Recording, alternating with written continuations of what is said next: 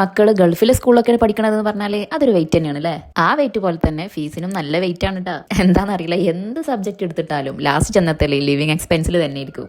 UAE schools ഭയങ്കര expensive ആണോ? ഇവിടെ സെറ്റിൽ ആയവരും നാട്ടിൽ നിന്ന് ഇവിടെ സെറ്റിൽ ആവാൻ ഉദ്ദേശിക്കുന്നവരും മക്കളുണ്ടെങ്കിൽ ആലോചിക്കേണ്ട ഒരു കാര്യം തന്നെയാണ്. 4 years മുതലാണ് ഇവിടെ KG1 സ്റ്റാർട്ട് ആകുന്നത്. ഇവിടെ ഇപ്പോൾ 200-ലധികം കൺട്രീസിലുള്ള ആൾക്കാർ താമസിക്കുന്നത് കൊണ്ട് തന്നെ പല പല കരിക്കുലം ഫോളോ ചെയ്യുന്ന സ്കൂൾസ് ആണുള്ളത്. British curriculum, American, Indian.